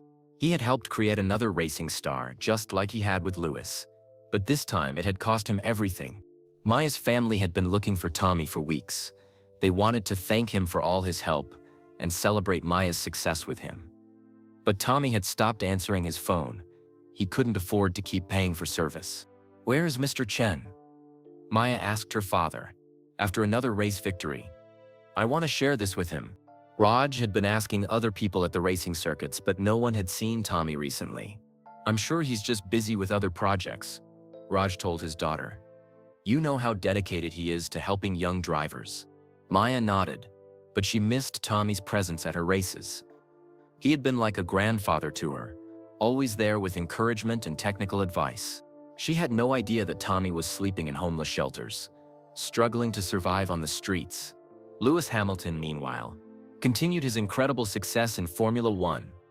In 2018, he won his 5th world championship. The media called him one of the greatest drivers of all time. During interviews, Lewis sometimes mentioned Tommy and the other people who had helped him reach the top of motorsport. "I had incredible support from my family and mentors like Tommy Chen," Lewis told reporters after winning the championship. "They believed in me when I was just a kid with big dreams." Tommy watched that interview on the small television in a homeless shelter in Birmingham. Despite his own desperate situation, he felt proud watching Lewis celebrate another championship. "That's my boy," Tommy whispered to the screen. The other people in the shelter thought he was talking nonsense. A homeless man claiming connection to a world champion Formula One driver. But Tommy knew the truth. He had helped build that success, one race at a time, one sacrifice at a time, even if it had cost him everything he had. As 2018 turned into 2019, Tommy's health continued to decline. Stress of homelessness, combined with his diabetes and heart problems, was slowly destroying his body. But Tommy never stopped believing that his sacrifices had been worth it. Lewis Hamilton was a 5-time world champion. Maya Patel was rising through the racing ranks. Other young drivers Tommy had helped were achieving their dreams. Tommy Chen had given everything he had to make those dreams possible. And he would do it all again. November 2024, Stevenage. The rain hammered against the windows of Lewis Hamilton's Mercedes as he sat outside Peartree Spring Junior School. He had just finished talking to the children about following their dreams and never giving up. One little girl had asked him who taught him to never give up. Lewis had smiled and said, "Someone very special. Someone who believed in me when nobody else would." Now driving through the gray streets of his hometown, Lewis couldn't stop thinking about Tommy Chen. It had been over 2 years since they had last spoken properly. Lewis had tried calling Tommy's old phone number several times, but it was always disconnected. Lewis felt guilty about losing touch. His life had become so busy with racing, business meetings, and charity work. 6 world championships, over 100 race wins, and he was still pushing for more success. But success meant nothing if you forgot the people who helped you get there. The traffic light turned red, and Lewis stopped his car. He looked out at the wet November afternoon, watching people hurry by with umbrellas. That's when he saw him. At first, Lewis thought he was seeing things. The man sitting on the bench outside the homeless shelter looked familiar but also completely different. He was much thinner than Lewis remembered. His clothes were old and torn. His gray hair was wet from the rain. But those eyes, those kind, gentle eyes that had looked at a 13-year-old Lewis Hamilton and seen a future world champion. No, Lewis whispered to himself. It can't be. The man looked up, and Lewis's heart nearly stopped. It was definitely Tommy Chen. But not the Tommy Lewis remembered. This Tommy looked broken, defeated. Older than his 58 years, Lewis felt like someone had punched him in the stomach. Cars behind him started honking their horns because the light had turned green, but Lewis couldn't move. He pulled over to the side of the road, his hands shaking. Tommy Chen, the man who had sacrificed everything for Lewis's career. The man who had taught him about engines and racing, and never giving up. The man who had been like a second father to him. Sitting outside a homeless shelter in the rain, Lewis got out of his car and walked slowly toward the bench. Each step felt heavy, like he was walking through mud. He hoped he was wrong. He hoped this was just someone who looked like Tommy. But as he got closer, he knew it was really him. Tommy? Lewis said quietly. Tommy looked up with surprise, then shame. He seemed to shrink into the bench, as if he wanted to disappear. Lewis? Tommy said, his voice barely audible over the rain. What are you doing here? Lewis sat down on the wet bench next to Tommy, not caring that his expensive jacket was getting soaked. I could ask you the same thing, Lewis said, his voice breaking. Tommy looked down at his worn-out shoes. It's not what you think. Then tell me what it is, Lewis said, desperately. Tommy, what happened? How did you end up here? Tommy was quiet for a long moment. He seemed smaller than Lewis remembered. Frailer, like a strong wind could blow him away. You wouldn't understand, Lewis, Tommy finally said. You're a world champion now. You have everything. Some things just can't be fixed. Lewis felt angry and heartbroken at the same time. Don't talk to me like I'm some strimmer. You know me better than almost anyone. You helped make me who I am. That was a long time ago, Tommy said sadly. You were just a kid then. Look at you now. You don't need an old man like me anymore. That's not true, Lewis said, his voice getting louder. You're family, Tommy. You've always been family. People walking by started to stare at them. A famous Formula One driver sitting in the rain with a homeless man. But Lewis didn't care about anything except the man sitting next to him. Tommy looked at Lewis with those tired, kind eyes. You grew up, Lewis. You became everything I knew you could be. That makes me proud. But what about you? Lewis asked. What about your life, your dreams, your future? Tommy laughed, but it wasn't a happy sound. My dreams came true when you won your first championship. Everything since then has been bonus time. Lewis remembered that day in 2008 when he won his first world title in Brazil. He had called Tommy immediately after the race, both of them crying with joy on the phone. Tommy, please, Lewis said. Let me help you. Whatever happened, we can fix it together. Tommy struggled to stand up from the bench. His movements were slow and painful. Some things can't be fixed, Lewis. I told you that. Everything can be fixed, Lewis insisted, standing up too. You taught me that, remember? You said every problem has a solution if you're patient enough and smart enough to find it. Tommy smiled slightly. You always were my best student. Then teach me one more time, Lewis pleaded. Teach me how to help you. Tommy looked at the homeless shelter behind them. A few people were going inside to escape the rain and get dinner. I have to go, Tommy said quietly. They stopped serving dinner at 7. Lewis looked at his watch. It was 6:45. No, Lewis said firmly. You're coming with me. Lewis, I can't. People will see us together. They'll ask questions. They'll want to know why Lewis Hamilton is with a homeless man. It will be bad for your image. Lewis grabbed Tommy's arm gently but firmly. I don't care about my image. I care about you. Tommy's eyes filled with tears. You don't understand. I'm not the same person you remember. I've made mistakes. Big ones. I've let people down. I don't care what mistakes you made, Lewis said. You saved my career. You saved my life. Now let me save yours. Tommy looked at Louis for a long moment. The rain continued to fall around them, but neither of them moved. Louis, Tommy said quietly, there are things you don't know. Things about why I'm here. Things about what I've done. I don't care. Louis said. Whatever happened, we'll deal with it together. You might not want to help me when you know the truth. Louis felt his throat tighten. Tommy, there is nothing you could tell me that would change how I feel about you. Your family. Family doesn't give up on each other. Tommy wiped tears from his eyes with his wet sleeve. You really mean that? I've never meant anything more in my life. Tommy nodded slowly. Okay, but just for tonight. Louis smiled for the first time since seeing Tommy on the bench. That's a start. They walked to Louis's car together. Tommy moved carefully, like his body hurt. Louis opened the passenger door for him. Nice car, Tommy said, trying to make a joke like old times. You should see the others, Louis replied, but his heart wasn't in the humor. He was too worried about Tommy. As they drove away from the homeless shelter, Louis kept glancing over at Tommy, the man who had spent countless weekends teaching him about racing and life. The man who had believed in him when he was just a kid with impossible dreams. Now Tommy looked so fragile, so defeated. What had happened to bring him to this point? Where are we going? Tommy asked quietly.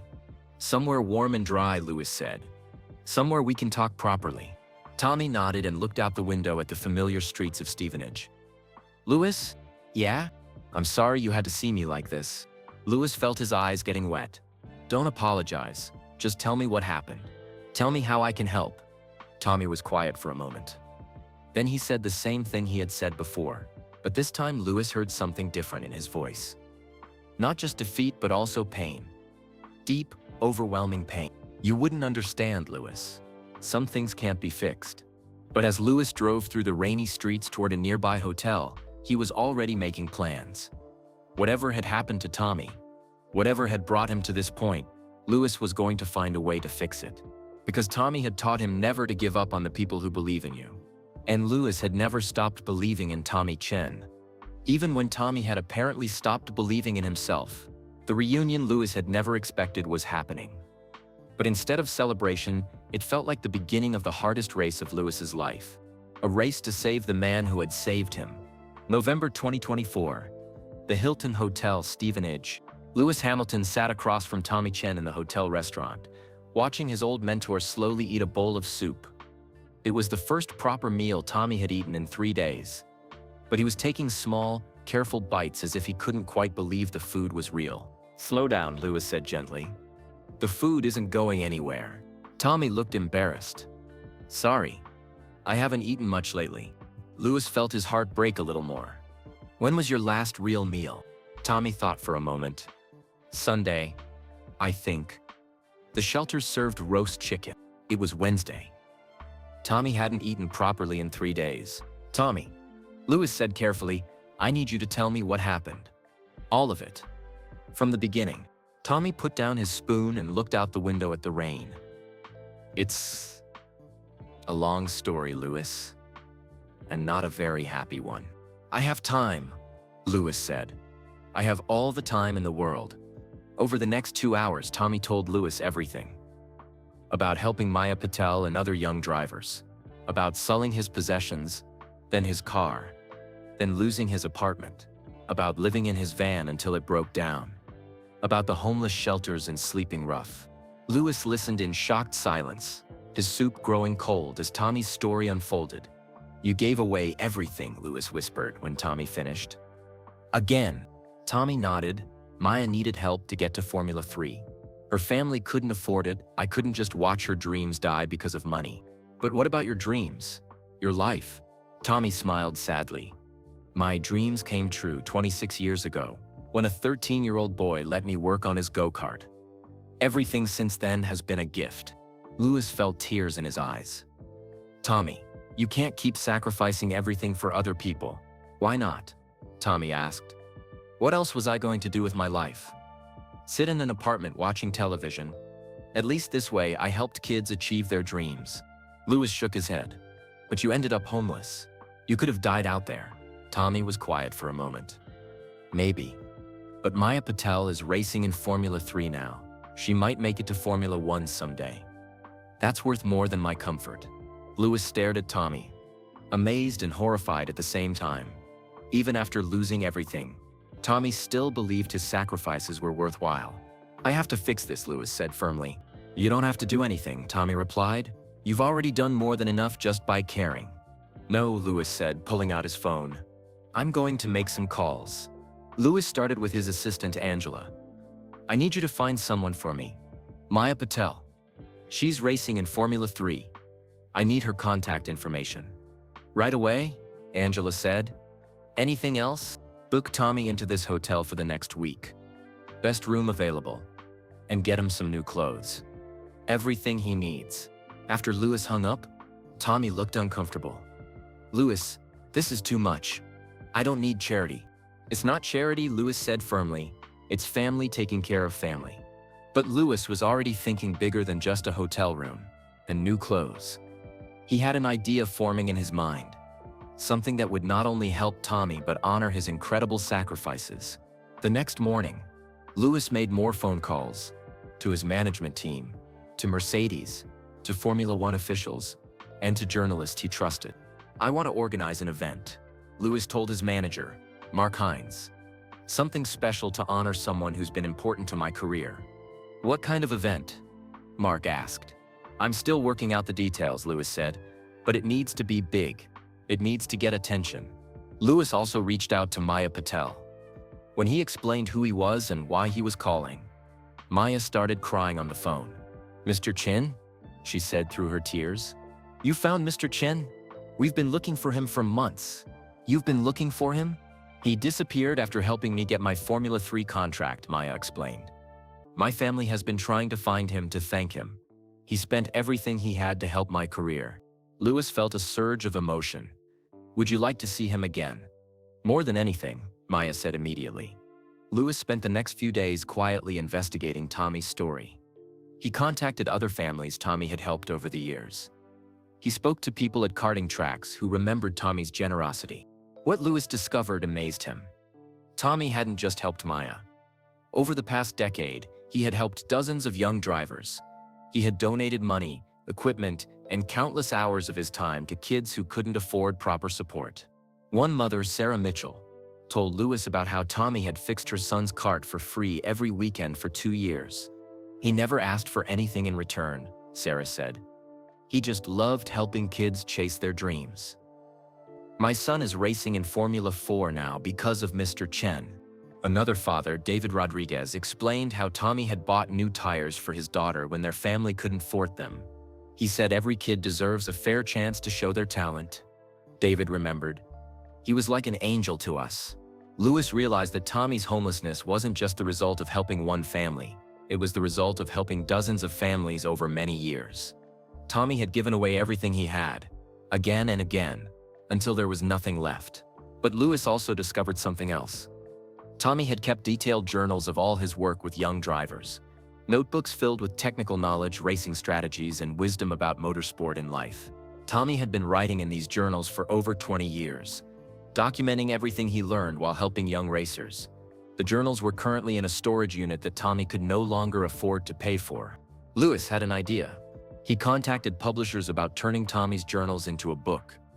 The book would be about grassroots motorsport, mentoring young talent, and the importance of believing in people's dreams. This could help thousands of young drivers, Louis told the publisher, and it would give Tommy both income and purpose. The publisher was immediately interested, especially with Lewis Hamilton's endorsement. Louis also reached out to his contacts in the racing world. He spoke to team owners, sponsors, and other drivers about Tommy's story. I want to create a foundation, Louis explained to Mercedes team principal Toto Wolff, something to help young drivers from disadvantaged backgrounds. And I want Tommy to run it. Toto was intrigued. What would you call this foundation? The Tommy Chen Foundation, Louis said without hesitation. But Louis knew that Tommy would resist accepting too much help. So he decided to present everything as opportunities for Tommy to continue helping others, rather than charity for Tommy himself. A week after finding Tommy outside the homeless shelter, Louis sat him down in the hotel room. I have some news, Louis said. I've been talking to people about your work with young drivers. Tommy looked nervous. What kind of people? Publishers, team owners, other drivers. Lewis smiled. Tommy, everyone is amazed by what you've accomplished. You've helped dozens of kids over the years. I just did what I could, Tommy said modestly. Well, now other people want to help you do more. Lewis continued, a publisher wants to turn your journals into a book. Mercedes is interested in sponsoring a foundation for young drivers, and I want you to run it. Tommy stared at Lewis in shock. A foundation? For me? The Tommy Chen Foundation, Lewis said. You'd have a proper salary, full medical coverage, and resources to help more young drivers than ever before. Tommy's eyes filled with tears. Lewis, I don't know what to say. Say yes, Lewis replied. Say you'll let us help you help others. Tommy was quiet for a long moment, thinking about everything Lewis had proposed. There's something else, Lewis said. Maya Patel wants to see you. Her whole family has been looking for you for months. They want to thank you for everything you've done. At the mention of Maya's name, Tommy's face lit up. How is she doing? She's winning races in Formula 3, Lewis said. And she credits it all to you. Tommy wiped tears from his eyes. I'm proud of that girl. She has real talent. So do all the other kids you've helped. Lewis said, and with this foundation you can help even more. Tommy looked at Lewis with gratitude and amazement. You're really gonna do all this? For me, I'm doing it because it's the right thing to do, Lewis said. But mostly I'm doing it because I love you. You saved my life when I was a kid. Now it's my turn to save yours. Tommy hugged Lewis tightly, both of them crying. I can't believe this is happening. Tommy whispered. Believe it, Lewis said. We're gonna make sure your story has the ending it deserves. But Lewis had one more surprise planned. Something that would show the world exactly who Tommy Chen was and what he had accomplished. Something that would make sure Tommy's sacrifices were never forgotten. December 2024, Mercedes-AMG Petronas F1 Team Factory, Brackley. The Mercedes factory was buzzing with activity as staff prepared for an unusual event. Lewis Hamilton had asked to use the main conference room for what he called a special ceremony to honor someone important to motorsport. Media from around the world had been invited, though Lewis had been secretive about the details. Tommy Chen sat in the small preparation room, wearing a new suit that Lewis had bought for him. He looked healthier than he had in months. Proper meals and medical care had helped him gain some weight back. But he still seemed nervous about all the attention. I still don't understand why you're making such a big deal about this, Tommy said to Lewis. I just helped some kids with their racing. Lewis smiled. Tommy, you're about to learn that what you call just helping looks very different to the rest of the world. In the main conference room, about 50 people had gathered. There were journalists, Mercedes team members, and several faces Tommy would soon recognize. Young drivers and their families, whose lives he had touched over the years. Maya Patel sat in the front row with her parents, tears already in her eyes. Next to them were the Mitchell family, the Rodriguez family, and a dozen other families Tommy had helped. Some had driven hundreds of miles to be there. Lewis walked to the podium and looked out at the crowd.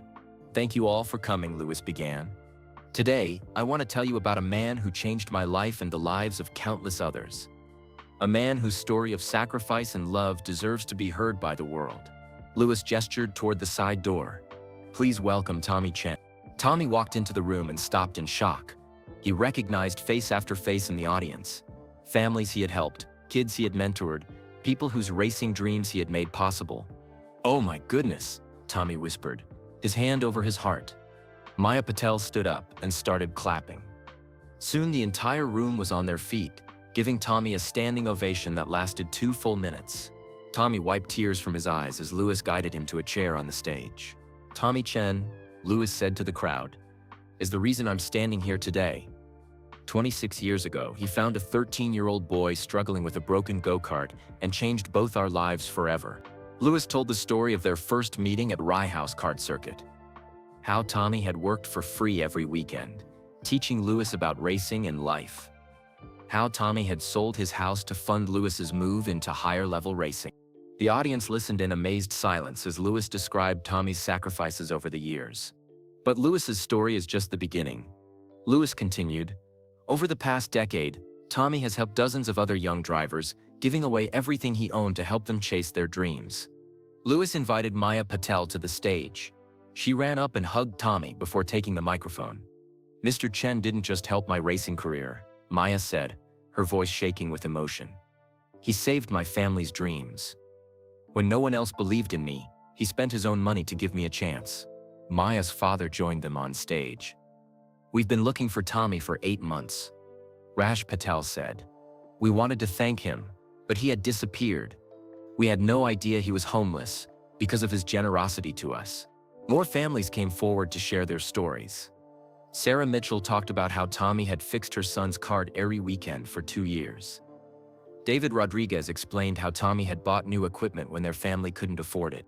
One by one, young drivers stood up to thank Tommy. Some were now racing professionally because of his help. Others had learned valuable life lessons about never giving up and helping others. As the testimonials continued, Tommy sat on the stage, overwhelmed by the love and gratitude being expressed. He had helped these families quietly, never expecting recognition or thanks. Seeing them all together, hearing how his actions had changed their lives, was almost too much to process. But Louis wasn't finished. He had saved the biggest revelation for last. "There's something else you all need to know about Tommy," Louis said, his voice growing more serious. "Something he's never told anyone, not even me until recently." Tommy looked at Louis with confusion and a little alarm. Louis took a deep breath. "Tommy, would you like to tell them or should I?" Tommy shook his head. To Louis, "I don't think it's time," Louis said gently. "People need to know the whole truth." Tommy looked out at the audience of families he had helped, young drivers he had mentored, and journalists waiting to hear his story. His hands were shaking slightly. "I don't know where to start," Tommy said quietly. Louis put a hand on Tommy's shoulder. "Start with 1998. Start with why you were really at that karting track the day we met." Tommy closed his eyes and took a deep breath. When he opened them, his voice was barely audible. "I was supposed to be dying," he said. The room fell completely silent. Tommy's voice got stronger as he continued. "In early 1998, doctors told me I had cancer. They said I had maybe 5 to 10 years to live, if I was lucky." Gasps echoed through the room. Louis felt his own eyes filling with tears, even though he had heard this story privately. "I was 42 years old," Tommy continued. "I had just lost my job at McLaren. I was alone, scared, and I thought my life was over." He looked directly at Louis. "Then I met this amazing 13-year-old boy who was crying because his cart was broken. And something happened that I can't really explain. Instead of feeling sorry for myself, I felt hope." Tommy's voice grew emotional. "Working with Louis didn't just help his racing career, it saved my life. Literally. Having something to live for, having a purpose, gave me the strength to fight the cancer." The room was so quiet you could hear people breathing. "The cancer went into remission," Tommy said. "The doctors couldn't believe it. They said my positive attitude and sense of purpose probably added years to my life."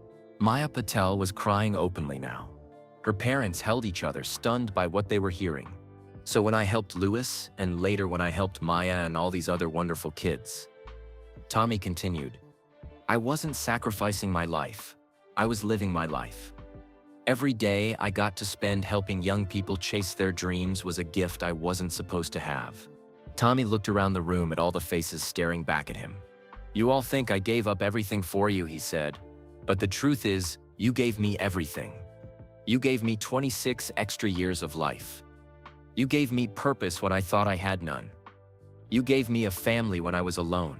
The emotional weight of Tommy's revelation hit everyone at once. This man hadn't just been generous. He had been living on borrowed time, choosing to spend every day of that time helping others achieve their dreams. Louis stood up and put his arm around Tommy. "There's more," he said to the audience. Tommy looked at Louis with alarm. "Louis, please. The cancer has come back," Louis said quietly. The room erupted in shocked murmurs and crying. Tommy nodded slowly. "The doctors found it 6 months ago. It's more aggressive this time. They say I have maybe 2 years, possibly less." And what was Tommy doing when he got this news? Louis asked the room. Was he feeling sorry for himself? Was he thinking about his own problems? Louis's voice grew stronger. No. He was living in his van, spending his last money to help Maya get her Formula 3 contract. Even facing cancer again. Even homeless. Tommy's first thought was making sure a young driver's dreams didn't die. Maya Patel couldn't contain herself anymore. She ran to Tommy and hugged him tightly, sobbing. "I'm so sorry," she cried. "If I had known..." Tommy hugged her back. "Shh," he said gently. "There's nothing to be sorry about. Helping you has been one of the greatest joys of my life." Other families came forward to hug Tommy. The room was filled with tears, but also with something else. Awe at the incredible man sitting before them. Louis took the microphone again. "This is why we're here today. Not just to thank Tommy Chen, but to honor him. To make sure the world knows about a man who has spent his entire adult life, including time he wasn't supposed to have, helping others achieve their dreams." Louis announced the Tommy Chen Foundation officially, with Tommy as the head advisor. He announced the book deal that would share Tommy's wisdom with young drivers everywhere. He announced that Mercedes would provide full medical coverage for Tommy's cancer treatment. But most importantly, Louis said, "We're here to tell Tommy something he needs to hear." Louis looked directly at his old mentor. "Tommy, you think you're the one who's been giving. But all of us in this room, we're the ones who received the gift. The gift of knowing you. The gift of your wisdom, your kindness, your love." The room erupted in applause again. Tommy sat in his chair, overwhelmed by the love surrounding him. "You're not just a mechanic who helps some kids with their racing," Louis continued. "You're a man who turned every day of his bonus time into someone else's dream come true. You're a hero, Tommy. Our hero." As the applause continued, Tommy realized something he had never understood before. He had spent 26 years thinking he was helping other people achieve their dream. But the truth was, helping others had been his dream all along. And it had been the most beautiful dream he could have asked for. December 2024. Mercedes-AMG Petronas F1 Team Factory. Brackley. Tommy Chen sat in his chair on the stage, looking out at a room full of people whose lives he had touched. The weight of everything that had just been revealed. His cancer, his sacrifices, his borrowed time, hung in the air like a heavy blanket. The audience was crying. Maya Patel couldn't stop sobbing. Her parents held each other, devastated by the news that the man who had saved their daughter's dreams was dying. Other families were equally emotional, finally understanding the true cost of Tommy's generosity. Lewis Hamilton stood at the podium, tears streaming down his face. He had thought telling Tommy's story would be a celebration. Instead, it felt like they were all mourning a saint who was still alive to hear their grief. "Tommy," Lewis said, his voice breaking, "I'm so sorry. I'm sorry we didn't know. I'm sorry you went through all of this alone. I'm sorry." Tommy held up his hand gently, stopping Lewis mid-sentence. "Lewis," Tommy said quietly, "may I say something?" Lewis nodded and stepped aside, giving Tommy the microphone. Tommy struggled to stand up, his body still weak from months of poor health. But when he spoke, his voice was clear and strong. "I need all of you to stop crying for me," Tommy said, "because you're missing the point of this story." The room fell silent, everyone looking at Tommy with confusion. "You think this is a sad story," Tommy continued. "You think I'm some tragic figure who gave up everything and got nothing in return. But you're wrong. You're all completely wrong." Tommy's voice grew stronger as he continued. "This isn't a sad story. This is the most beautiful story I could have asked for." Maya Patel looked up at him through her tears. Not understanding, Tommy looked directly at her. "Maya, sweetheart, you're crying because I spent my money to help your racing career. But do you know what that money bought me?" Maya shook her head. "It bought me the joy of watching you win your first Formula 3 race," Tommy said, his voice filled with emotion. "It bought me the pride of knowing I helped a brilliant young woman achieve her dreams. It bought me the happiness of being part of something bigger than myself." Tommy turned to address the entire room. "All of you think I sacrificed my house, my savings, my comfort for other people. But what you don't understand is what I got in return." He pointed to Lewis. "I got to watch a 13-year-old boy become a 7-time world champion. I got to be part of history." He pointed to Maya. "I got to help raise the next generation of racing stars." He gestured to all the families in the audience. "I got to be surrounded by love, by purpose, by meaning." Tommy's voice began to crack with emotion. But he continued. When I was diagnosed with cancer in 1998, I thought my life was over. I was alone. I was scared. I had nothing to live for. He paused, wiping tears from his eyes. Then I met Louis, and everything changed. For the first time in my life, I had a reason to get up every morning. I had someone who needed me. I had purpose. Tommy looked around the room at all the faces staring back at him. Do you know what it's like to spend 26 years waking up every day knowing that you're making someone else's dreams come true? Do you know what it feels like to be part of something that matters? The room was completely silent except for quiet sniffling. You all think I gave up my house for Louis's racing career, Tommy said. But that house was just walls and a roof. What I got in return was a family. A son who became a world champion. A purpose that gave me the strength to beat cancer. Tommy's voice grew even more emotional. You think I gave up my savings for Maya's racing, but that money was just numbers in a bank account. What I got in return was the chance to watch pure talent bloom. I got to be part of a young woman's journey to greatness. Maya was crying harder now. But Tommy continued. You think I ended up homeless because I was too generous. But even when I was sleeping in shelters, even when I was hungry and cold, I was rich in the ways that matter. Tommy looked directly at Louis. Louis, you think you owe me something because I helped your career. But you're wrong. You gave me everything. You gave me 26 years of purpose. Every trophy you won, every barrier you broke, every young person you inspired. I was part of that. How many people get to say they helped change the world? Louis could barely see through his tears. Tommy turned back to the audience. I may be dying now, but I'm not afraid. Do you know why? Because I've lived more in these 26 years than most people live in 80 years. He gestured to everyone in the room. I have a son who became a world champion, he said, pointing to Louis. I have a daughter who's going to be a star, he said, pointing to Maya. I have dozens of kids who learned that someone believed in them. I have families who know that dreams are worth fighting for. Tommy's voice rose with passion. You want to know what my response is to having cancer? To being homeless? To giving away everything I owned? The room held its breath. My response is gratitude, Tommy said firmly. Pure, overwhelming gratitude. He looked around the room at every face. I was supposed to die 26 years ago.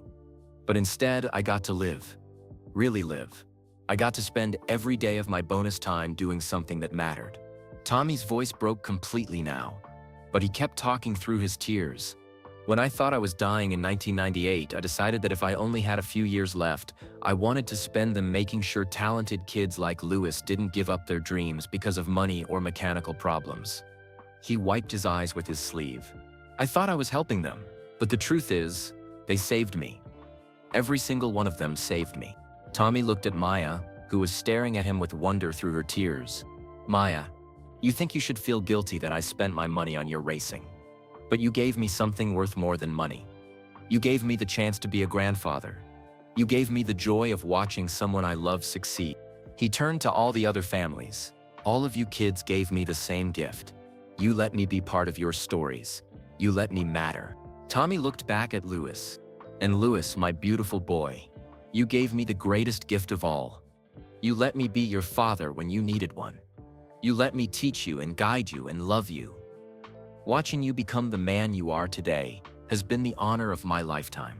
The room was completely silent now except for Tommy's voice and the sound of people crying.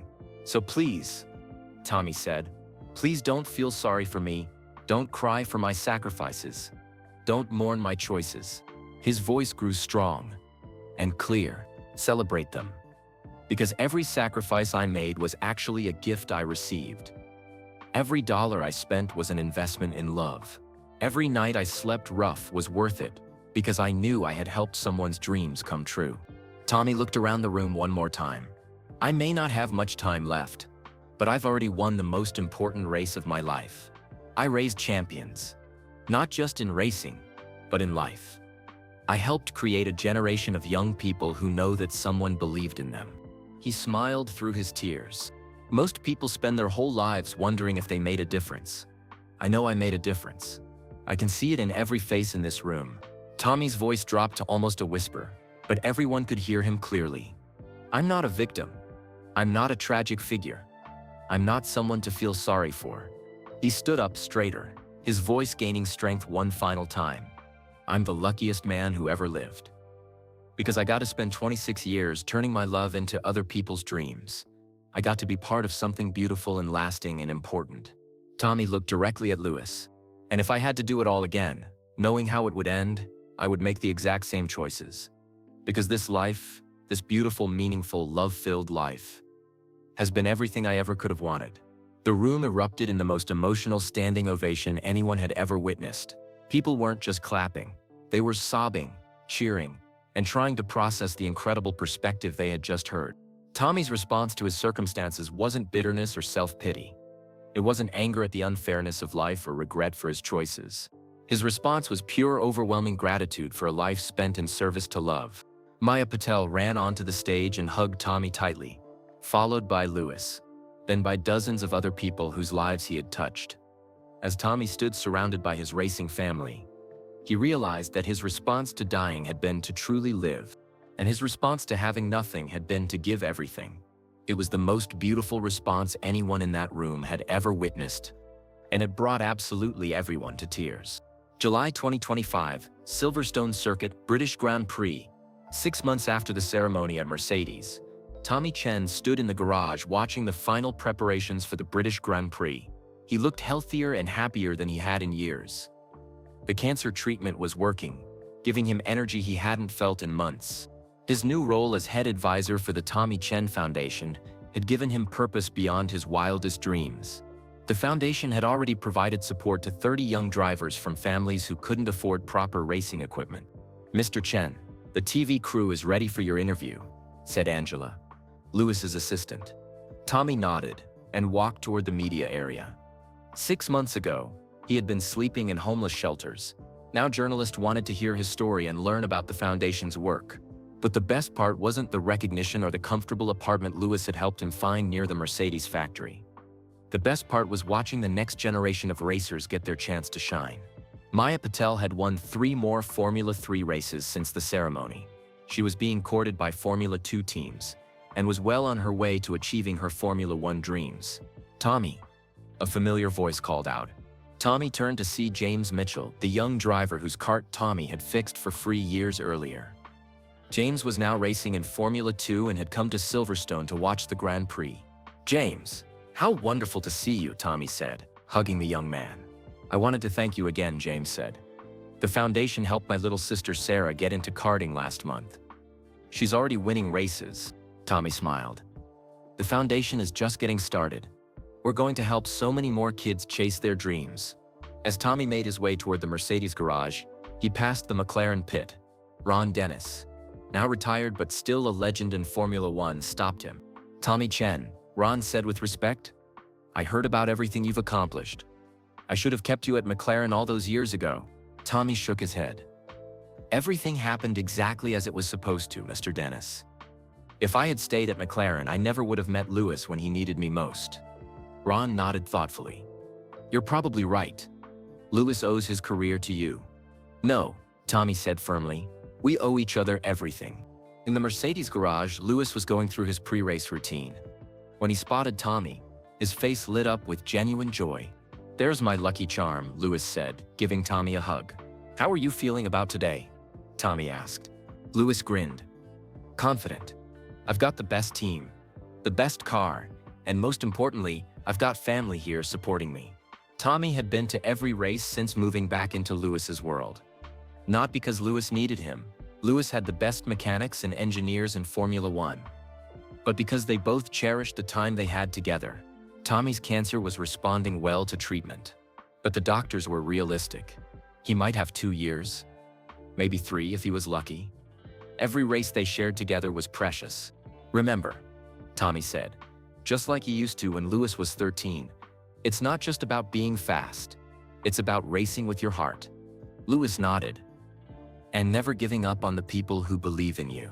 As the race began, Tommy watched from his special seat in the Mercedes garage. Lewis drove brilliantly, battling wheel to wheel with the other top drivers. With 20 laps to go, he took the lead. Tommy felt the same excitement he had experienced watching Lewis win his first go-kart race 27 years earlier. Some things never changed. With 5 laps remaining, Lewis had built a commanding lead. Tommy could see the checkered flag approaching. Under victory for his boy. As Lewis crossed the finish line, he immediately looked toward the garage and pointed directly at Tommy. Their secret signal, just like always. In the post-race interview, Lewis was asked about his performance. "This win is dedicated to Tommy Chen." Lewis said to the television cameras, "He taught me that being fast isn't enough. You have to race with your heart, and you never give up on the people who believe in you." Tommy watched the interview from the garage, surrounded by young drivers from the foundation who had come to watch the race. Maya Patel stood next to him, beaming with pride. "Mr. Chen," Maya said, "thank you for teaching us that success isn't just about winning races. It's about helping others win too." Tommy looked around at all the young faces surrounding him. Kids from different backgrounds, different countries, different circumstances. But all of them united by their dreams and by the support they were receiving from the foundation. His foundation, built on the simple idea that every talented young person deserves a chance to show what they can do. "You know what the beautiful thing is?" Tommy said to Maya and the other young drivers. "What's that?" Maya asked. Tommy smiled as he watched Lewis celebrate his victory on the podium. "I'm not doing this because I'm dying anymore. I'm doing it because I'm living. Really living." Lewis appeared at the garage entrance, still wearing his race suit and holding his winner's trophy. "Tommy," Lewis called out.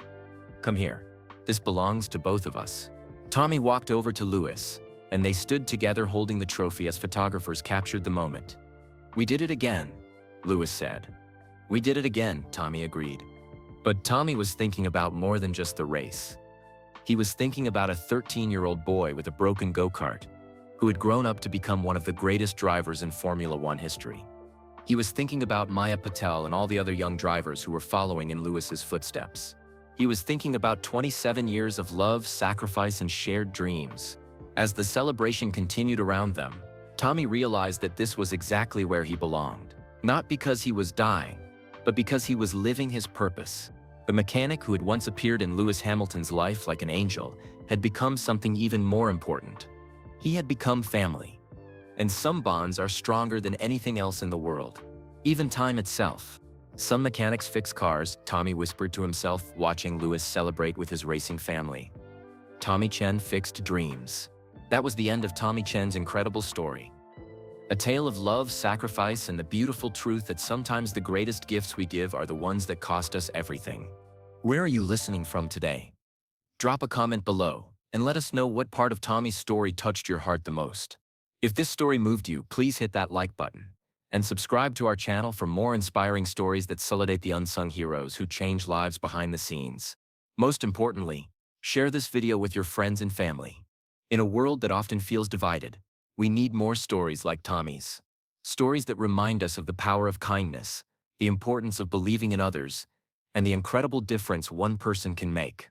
Because sometimes the mechanic who fixes dreams is more valuable than the one who fixes cars. Thank you for listening, and remember, you never know whose life you might change by simply believing in them.